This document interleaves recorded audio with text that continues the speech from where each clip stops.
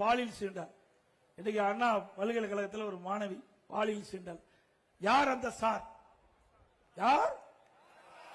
அண்ணா திமுக ஆட்சியில் வந்தவுள்ள யார் அந்த சார் கண்டுபிடிக்கப்படும். கிருஷ்ணகிரியில 2 வயது குழந்தை, 2 வயது பச்சை குழந்தை, அதுக்கு பாலியல் சீண்டல் திமுக கட்சிக்காரர் செஞ்சு அந்த குழந்தை இறந்துட்டது. அதோட விளாத்தி குளத்துல பள்ளி மாணவி பள்ளிக்கு போயிட்டு அந்த பாலியல் செஞ்சு கொலை பண்ணி அங்கிருந்து பூரா அந்த உற்றார் உறவினர் நண்பர்கள்லாம் போராட்டம்.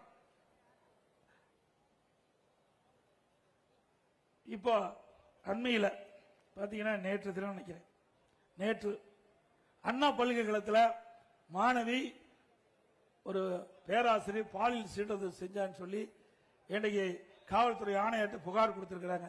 அது என்ன செய்ய போறாங்கன்னு தெரியல.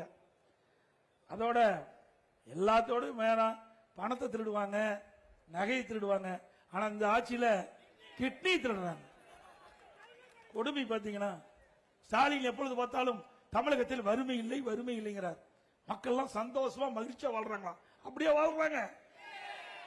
அப்படி வாழ்ந்துகிட்டு இருந்தா எதுக்கு கிட்னி விற்கிறாங்க? வறுமையின் காரணமாக இன்றைக்கு ஒருவர் அந்த கிட்னியை விலைக்கு விற்கிறாங்க. அப்படிப்பட்ட கொடுமையான ஆட்சி. அதுக்கு யாரு? திமுக எம்எல்ஏ, வேற யாரும் இல்ல, திமுக எம்எல்ஏ. அந்த திமுக எம்எல்ஏ யாருடைய ஆட்சி? திமுக ஆட்சி. திமுகவே ஒரு குழு போட்டு அந்த மருத்துவமனையில் ஆய்வு செஞ்சு அந்த ஆய்வு செய்கிற பொழுது கிட்னி முறைகேடு நடைபெற்றதாக கண்டுபிடிக்கப்பட்டது. கண்டுபிடிச்சு இது வரைக்கும் நடவடிக்கை எடுக்கல. மீண்டும் அண்ணா திமுக ஆட்சி வந்த உடனே இந்த கிட்னி முறைகேட்டில் ஈடுபட்டவர்களை சட்டத்தின் நிறுத்தப்பட்டு தக்க தண்டனை பெற்று தரப்படும். எவ்வளவு கொடுமைங்க! ஒரு ஆட்சியில கிட்னி திருட்டு போகுதுன்னா எப்படி நாட்டில் இருக்கிற மக்கள் வாழ முடியும்? நல்லாட்சின்னா எடப்பாடியார் தான்.